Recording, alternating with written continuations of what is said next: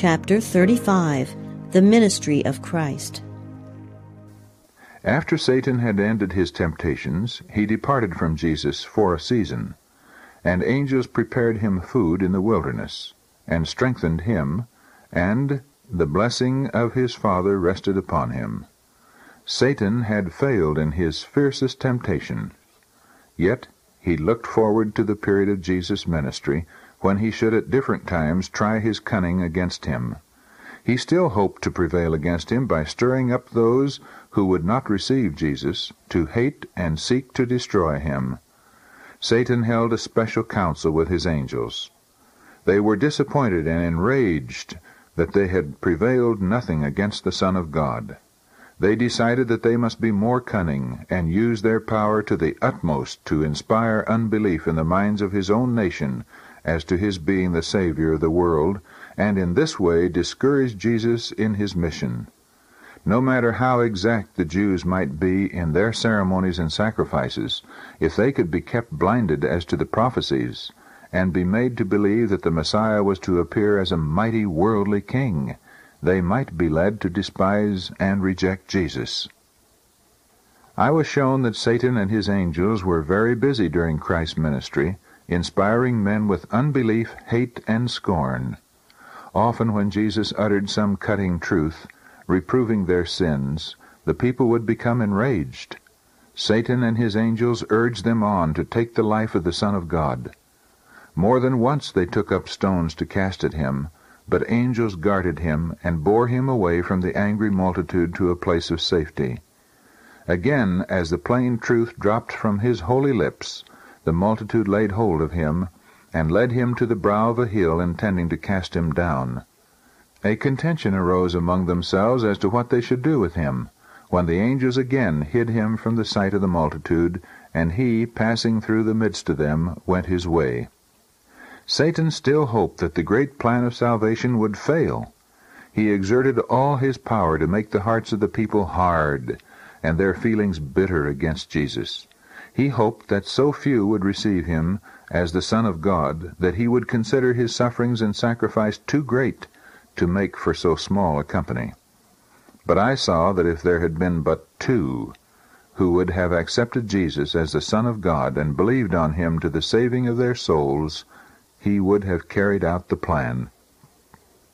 Jesus began his work by breaking Satan's power over the suffering. He restored the sick to health, gave sight to the blind, and healed the lame, causing them to leap for joy and to glorify God. He restored to health those who had been infirm and bound by Satan's cruel power many years. With gracious words he comforted the weak, the trembling, and the desponding. The feeble, suffering ones whom Satan held in triumph, Jesus wrenched from his grasp, bringing to them soundness of body and great joy and happiness. He raised the dead to life, and they glorified God for the mighty display of his power.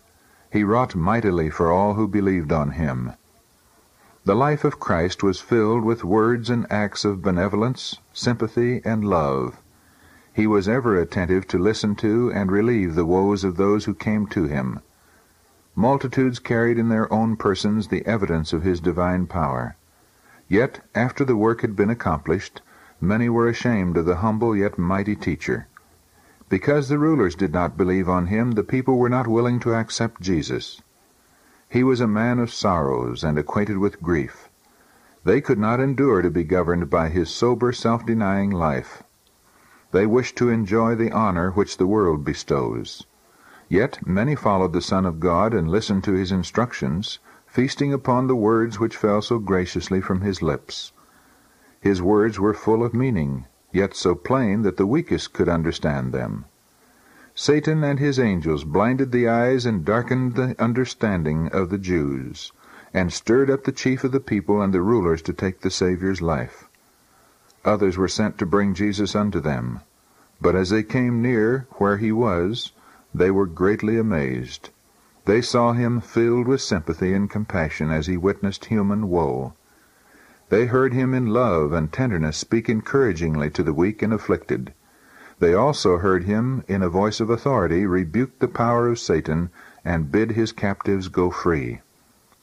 They listened to the words of wisdom that fell from his lips, and they were captivated. They could not lay hands on him. They returned to the priests and elders without Jesus. When asked, "Why have ye not brought him?"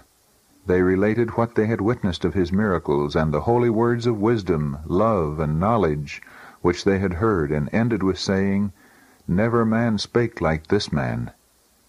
The chief priests accused them of being also deceived, and some of the officers were ashamed that they had not taken him. The priests inquired in a scornful manner if any of the rulers had believed on him. I saw that many of the magistrates and elders did believe on Jesus, but Satan kept them from acknowledging it. They feared the reproach of the people more than they feared God. Thus far the cunning and hatred of Satan had not broken up the plan of salvation. The time for the accomplishment of the object for which Jesus came into the world was drawing near. Satan and his angels consulted together and decided to inspire Christ's own nation to cry eagerly for his blood and heap upon him cruelty and scorn. They hoped that Jesus would resent such treatment and fail to maintain his humility and meekness. While Satan was laying his plans, Jesus was carefully opening to his disciples the sufferings through which he must pass, that he would be crucified, and that he would rise again the third day. But their understanding seemed dull, and they could not comprehend what he told them.